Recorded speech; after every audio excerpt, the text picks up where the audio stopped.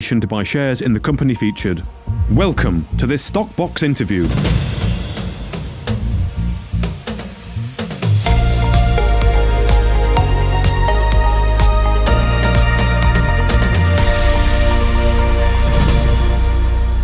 Phil Thomas, the CEO of AIS Resources, is with us today for a special feature on the company's Yalgogrin gold project in New South Wales, Australia.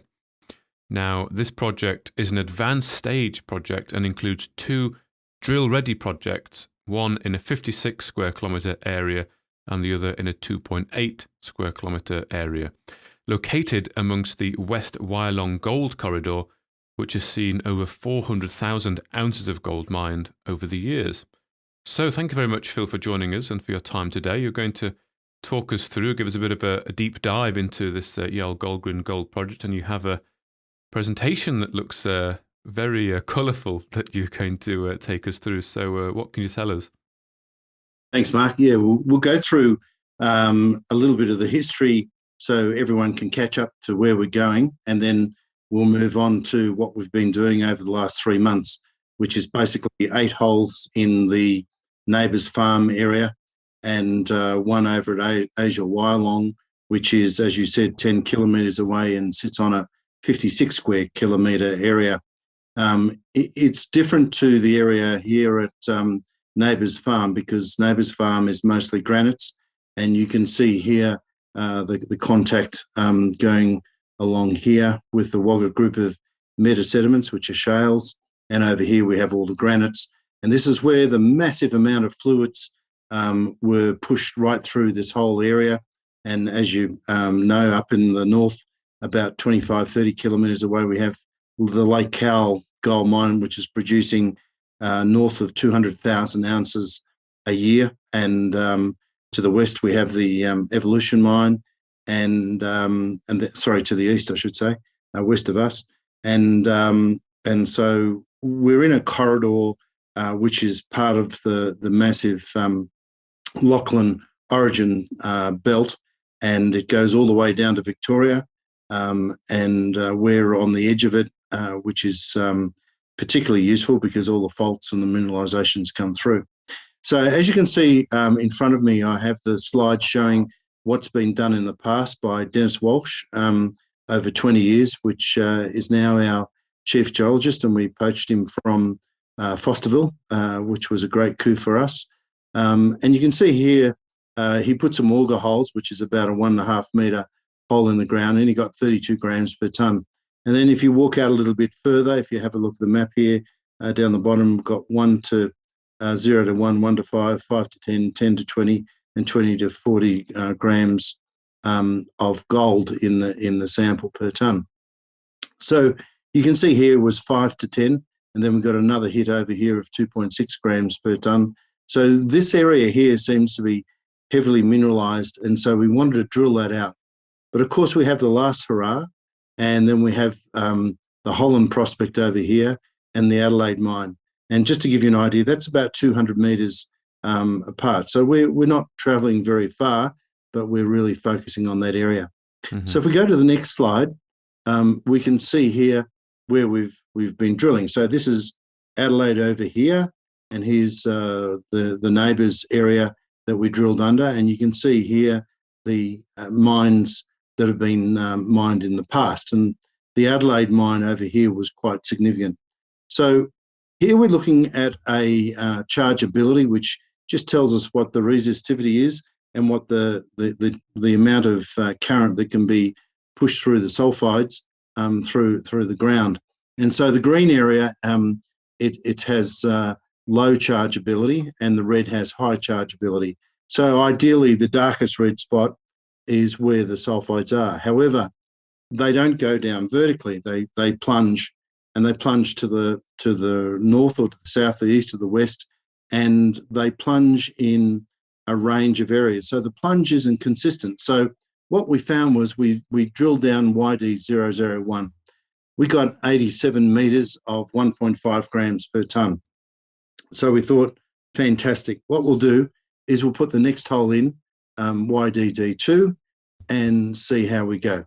So YDD2 went down over here, and this is not very far apart. You can see from the scale here, 100 metres. So it was basically 100 metres over.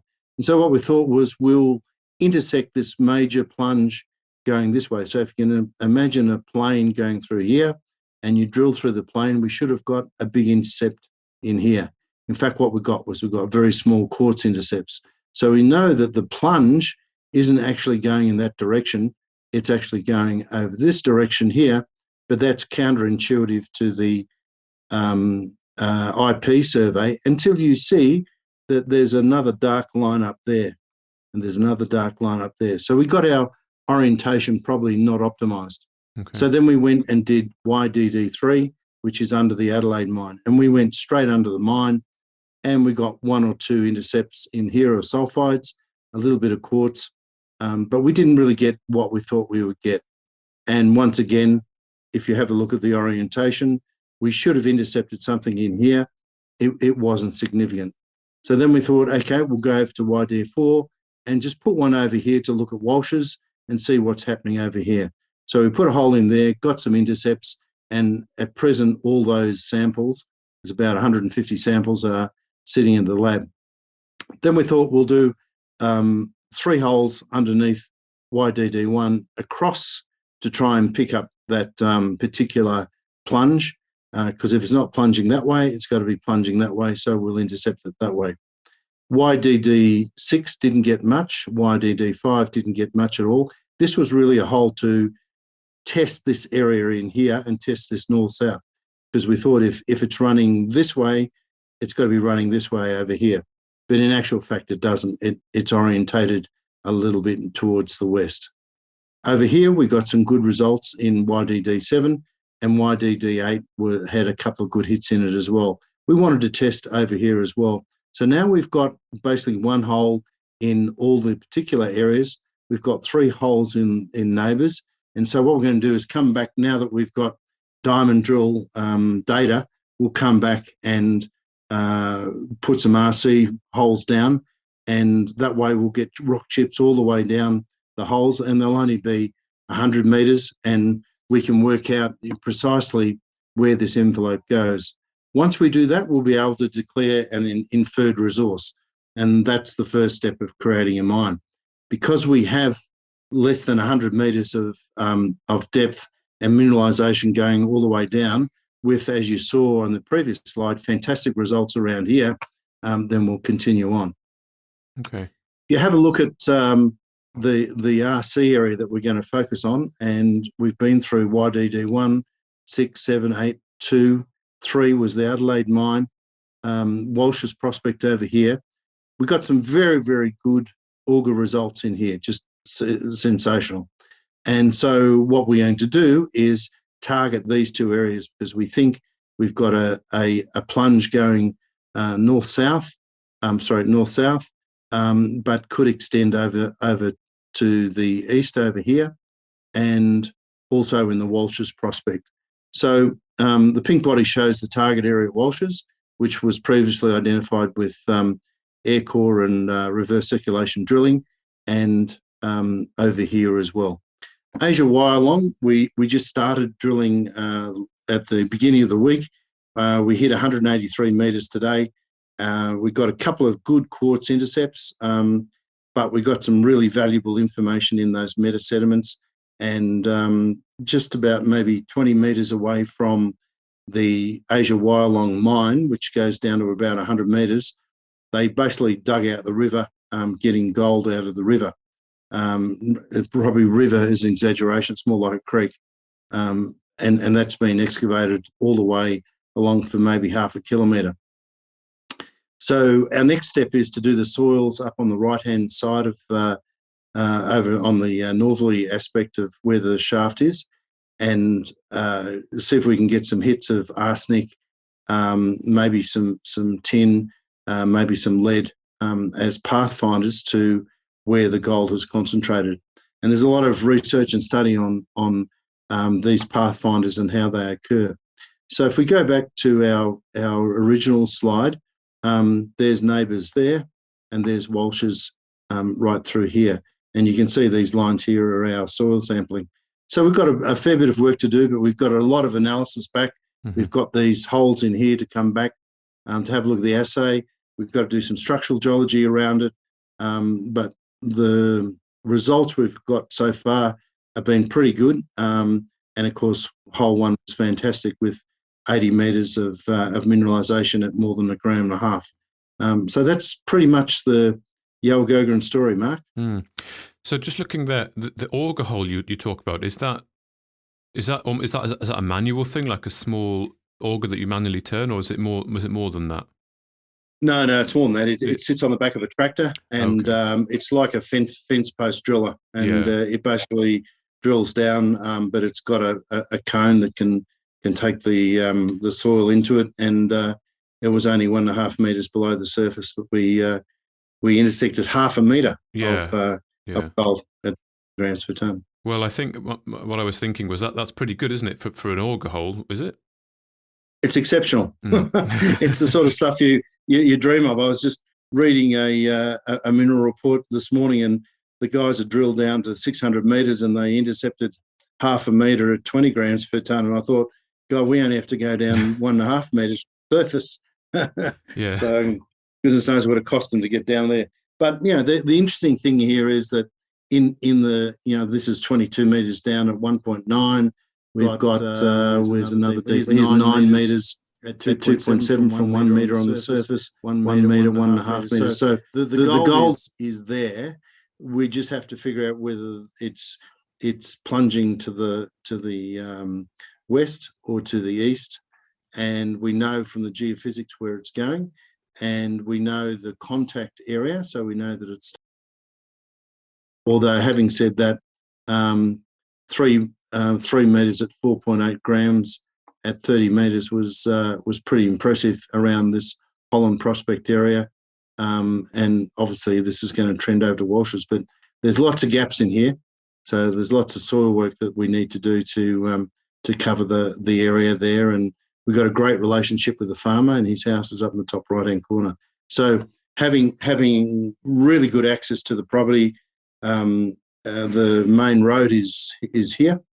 So literally from there to there is 50 metres in, and gives you great access. We don't have any Aboriginal or Indigenous claims to be concerned about, whereas they all sit north of this area here, which I think Thompson Resources have. So there's some issues there for them. But we've really got freehold land to operate on.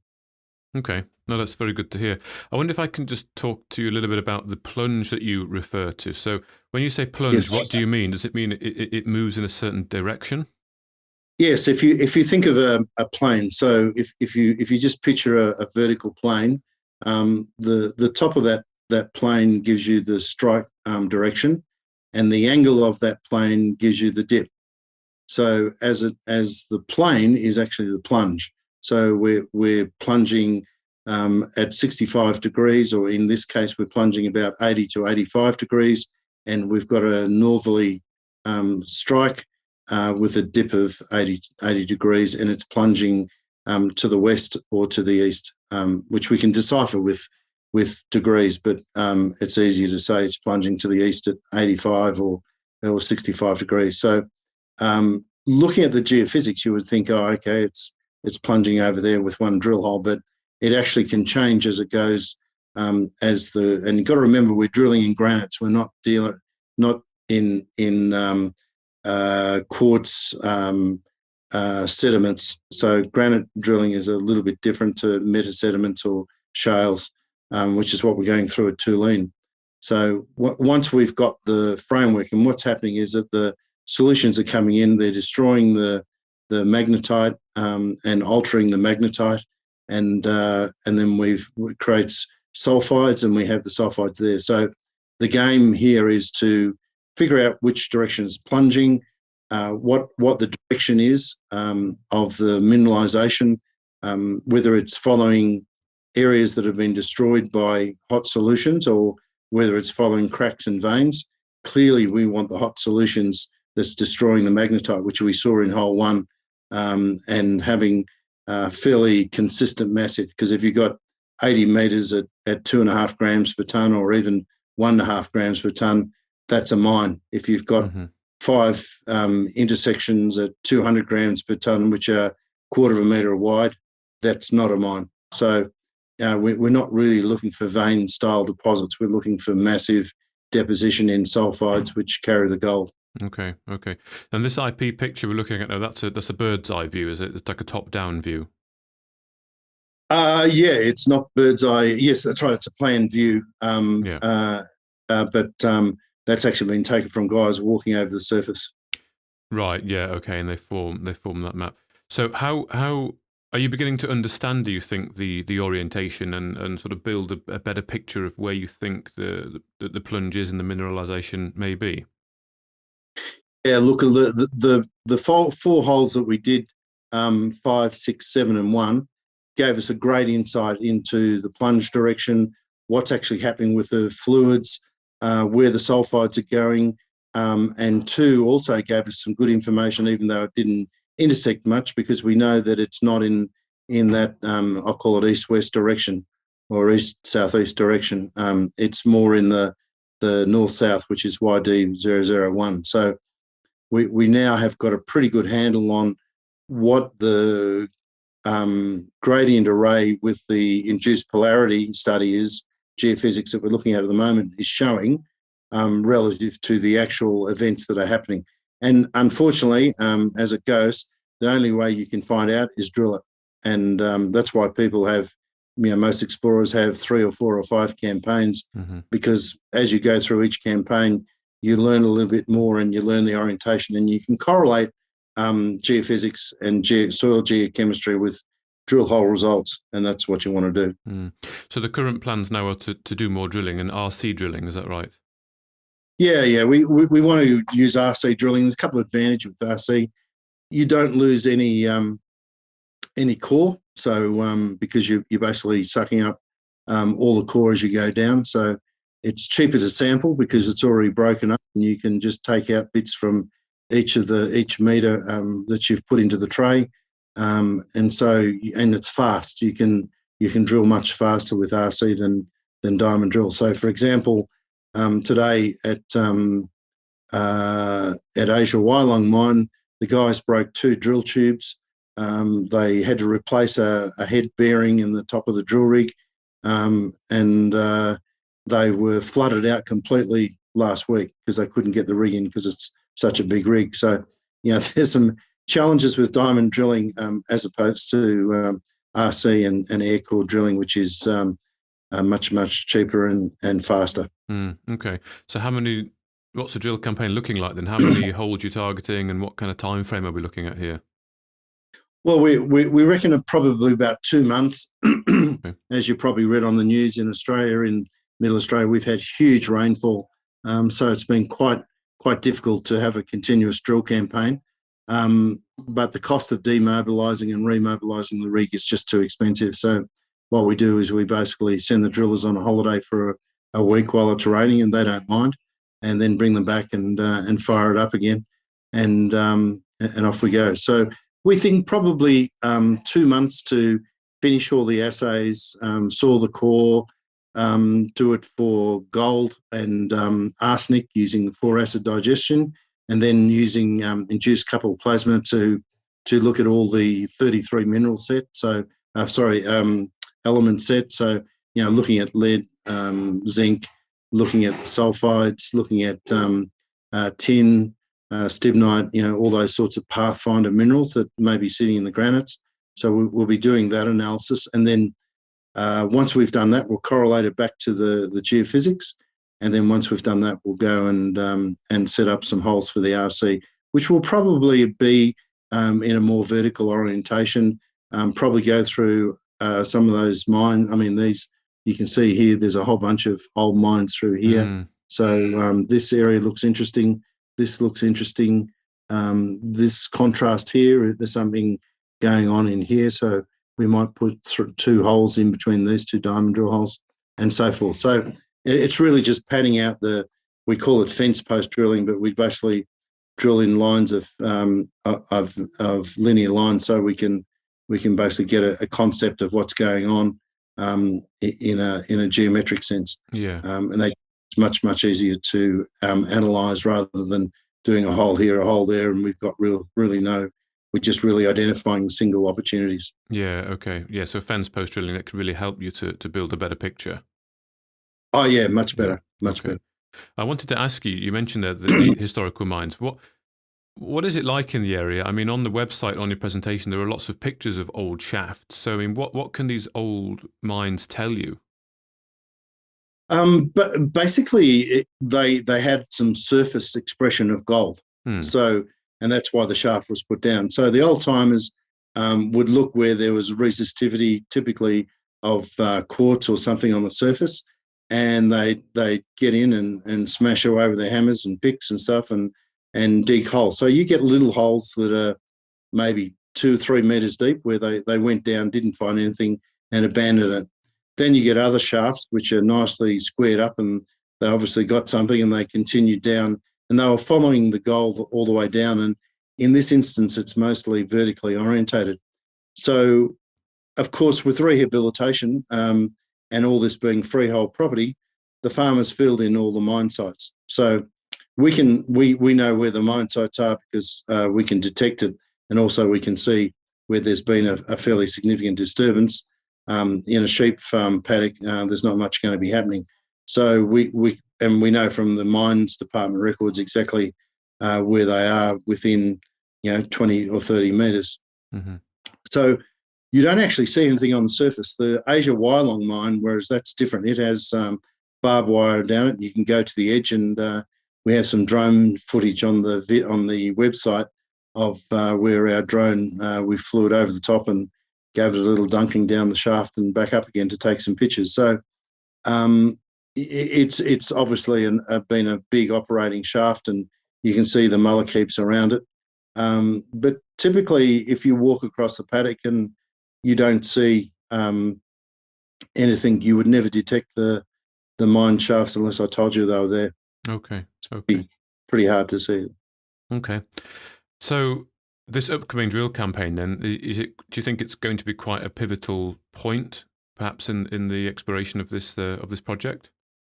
Look, Mark, you tend to add on, and so as opposed to a pivotal point where you might put a drill hole down and get, I don't know, a huge amount of grams per tonne.